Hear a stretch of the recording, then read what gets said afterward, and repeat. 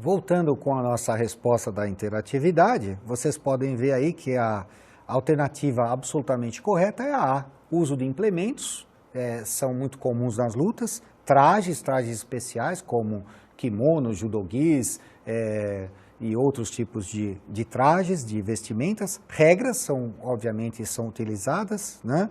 E ações com ou sem contato corporal direto, tá? Essa é a alternativa correta aí para vocês. Vamos falar então, continuando, do esporte e educação, o ensino de lutas, artes marciais e modalidades esportivas de combate, e nós vamos fazer agora uma classificação abrangente das lutas. Como eu mencionei anteriormente, nós não vamos falar especificamente de uma luta, né? Vamos falar de fundamentos técnicos das lutas, dos princípios de domínio e de confronto e dos jogos de combate, que são as ferramentas para o esporte e educação. Vocês vão ver que a gente faz uma classificação diferenciada para que a gente possa ter um entendimento bastante amplo do que são as lutas no universo educativo.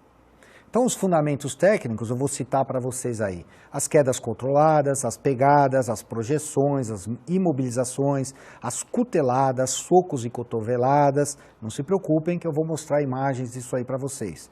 Chutes, joelhadas, estrangulamentos e restrições articulares. Quedas controladas. É um dos principais princípios, um dos principais fundamentos das lutas. Todo mundo que faz luta precisa aprender as quedas controladas, tá? Qual é o objetivo primordial de aprender a cair, aprender a controlar a sua queda? É a proteção dos seus órgãos vitais. Vocês podem ver aí, né, um rolamento à frente, né, que é feito no judô, no jiu-jitsu, onde você controla. Até as polícias militares, eles aprendem a fazer esse tipo de rolamento. As quedas controladas, não só nas lutas, mas na ginástica artística, no futebol, em outros esportes, elas são essenciais, tá? Quais são os princípios das quedas controladas, pessoal? Nós temos, primeiro princípio, a posição das articulações deve favorecer o movimento, ou seja, você não pode bloquear o movimento da queda, você deixa fluir o movimento. Segundo princípio e a característica é aumentar a área de contato corporal. Então, aumentando a área de contato corporal, eu vou dissipar a energia de impacto, que pode chegar aí a 1000 kg força. Imagina isso sobre um órgão, né, vital, né? Então, você ampliando a área de contato, você dissipa a energia, tá? E por último, a retomada do seu equilíbrio. Você retomando o seu equilíbrio, você tem condição de enfrentar o seu adversário, de agir, de tomar condição para enfrentar aquela situação. Pegadas, né? Vocês podem ver aí algumas lutas como o sumô, o judô, o wrestling, né, ou a luta livre olímpica, ou a luta greco-romana, que se baseiam em pegadas, né? É segurar, tá, pessoal? Segurar, envolver, né? Então, vocês estão vendo aí nas flechinhas, pessoal, as pegadas que são efetuadas pelos atletas, tá? As projeções. A projeção são arremessos, lançamentos. Então, várias lutas, né? Você deve provocar a queda do seu adversário, né? De modo que ele seja projetado ao solo com as costas, com as escápulas, tá? Então, isso são as projeções. As imobilizações, né? Existem nas lutas, você pode subjugar um oponente por um determinado tempo, ou pela desistência, né, com as imobilizações. Aí vocês estão vendo a luta livre olímpica, né, e o judô também, onde você domina a parte superior do seu adversário, imobilizando ele no solo, tá? Então aí pode haver a desistência, porque as imobilizações são bastante fortes, né, chega até a perder o ar, tá, pessoal? As cuteladas, que são executadas ou com a parte interna, como eu estou mostrando aqui, né, pessoal? A parte interna da mão ou a parte externa da mão, né? Então, são cuteladas que são basicamente dadas na região do pescoço.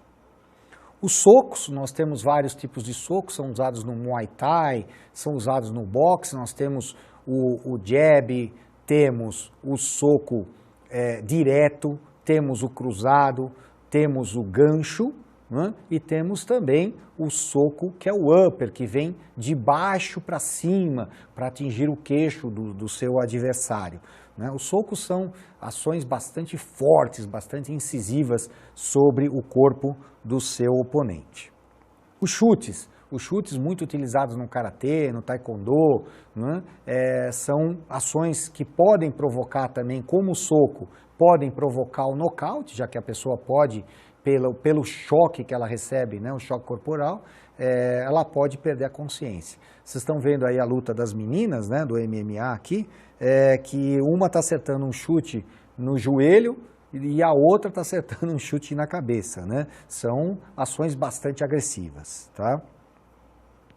As cotoveladas e joelhadas, né, são ações bastante incisivas, bastante fortes sobre o corpo do seu adversário, né? Então, as cotoveladas são muito utilizadas no Wing Tsun, são muito utilizadas no Krav Maga, em defesa pessoal, e as joelhadas no Muay Thai é muito utilizada. E tem uma joelhada muito famosa do Anderson Silva numa luta com o Sonnen, né, onde ele faz uma joelhada bastante incisiva, bastante forte, que levou o adversário ao nocaute.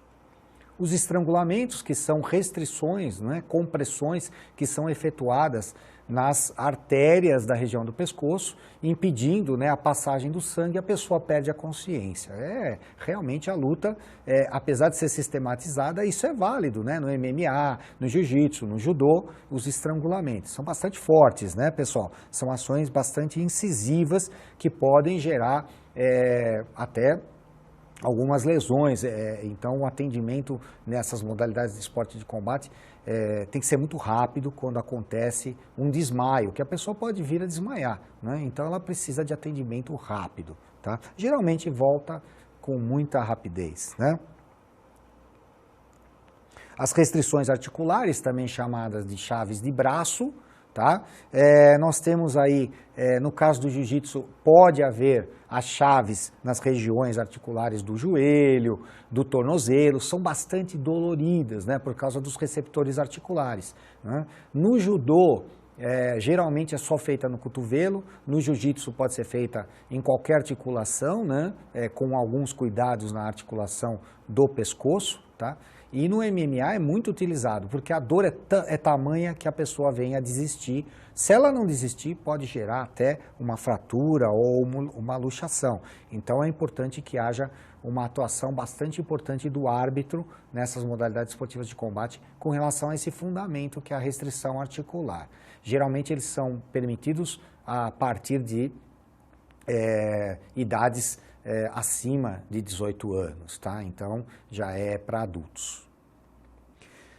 Vamos classificar então as lutas como princípio de domínio, né? Nós temos aí basicamente, né, para abranger todas as lutas, 3 princípios de domínio bastante interessantes. O agarre, o princípio de domínio do toque, seja ele com armas ou sem armas, né? E também o princípio de domínio pela varredura. Tá? São os princípios que a gente utiliza para que a gente possa abranger a totalidade das lutas e entender as lutas de uma maneira muito mais ampla, muito mais clara, né? Sem ter uma especificidade daquela luta neste momento para o esporte e educação.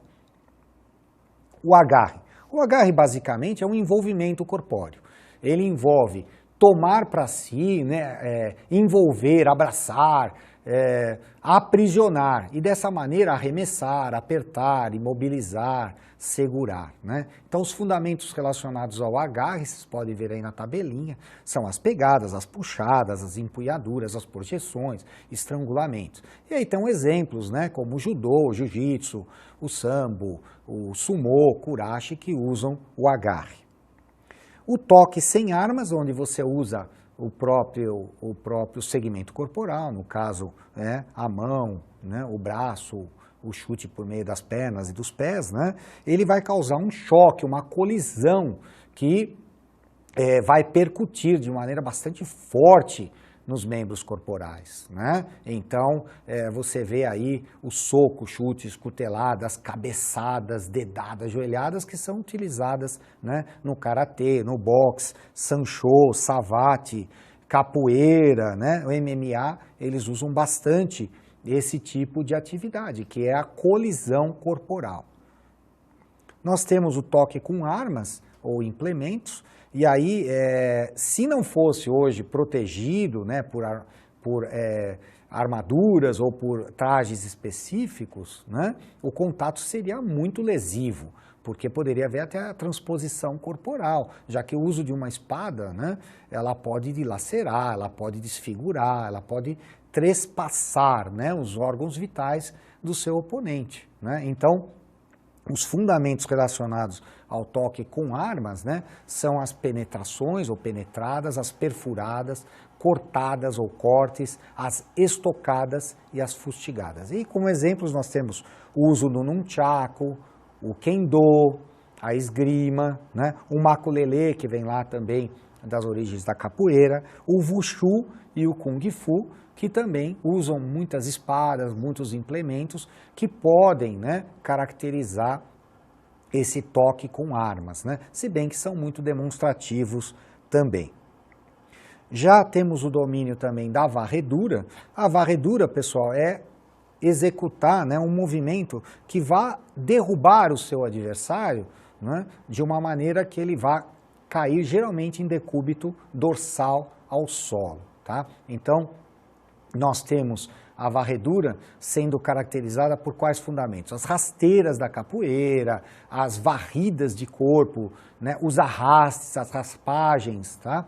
Essas são muito características de modalidades como o judô, o karatê, o jiu-jitsu, o MMA, o sambo, né? Geralmente, as varreduras, elas estão associadas a algumas lutas de agarre. Por exemplo, no judô eu tenho o agarre, né, que eu faço a pegada no judogi e também faço a varredura das pernas, né? O sambo a mesma coisa, eu tento agarrar a cintura do meu oponente e varrer com as pernas, né? Então são características, a varredura geralmente ela é utilizada muitas vezes em combinação com o agarre, tá?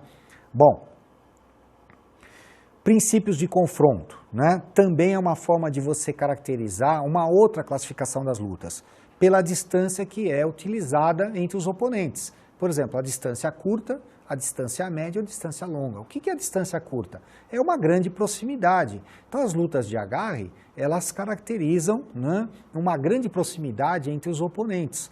Por exemplo, o judô, por exemplo, a luta livre olímpica, o wrestling, né, o jiu-jitsu, são lutas onde há uma proximidade corporal muito grande. Então nós classificamos como princípio de de confronto, né, pela distância curta. A distância média, você usa a medida dos próprios membros, né? Então os braços e as pernas, né, com lutas de toque sem armas e varreduras. Então aí eu atinjo o meu adversário por meio do meu próprio braço, por meio da minha própria perna, tá? É uma luta de toque sem armas, pode ser o karatê, o muay thai, pode ser o taekwondo, né?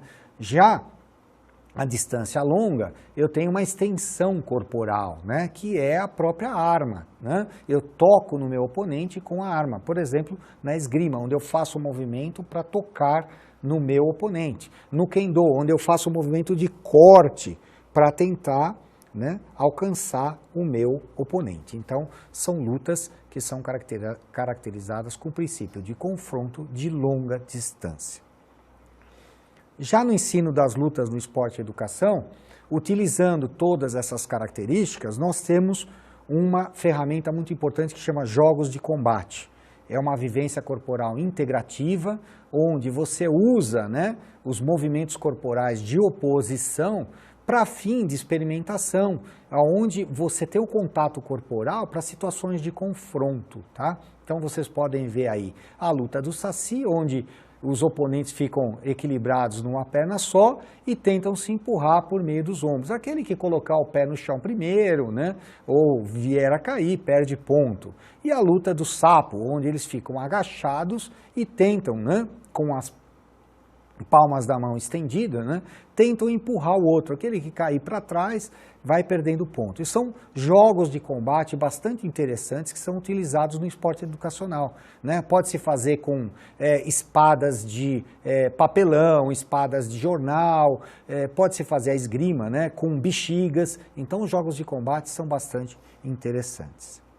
Vamos então para a nossa interatividade. E eu peço para que assinale a alternativa absolutamente correta, que aponta, respectivamente, qual atividade que se utiliza para o ensino de lutas no esporte e educação e o princípio de domínio que se relaciona com confronto de grande proximidade corporal. Alternativa A, jogos de combate, princípio do toque com armas. Alternativa B, lutas competitivas e princípio da varredura. Alternativa C, torneios escolares e princípio do toque sem armas. Alternativa D, lutas e disputas escolares e esportivas e princípio do agarre. E E, né, jogos de combate e princípios do agarre. Então vamos ver a resposta a essa questão.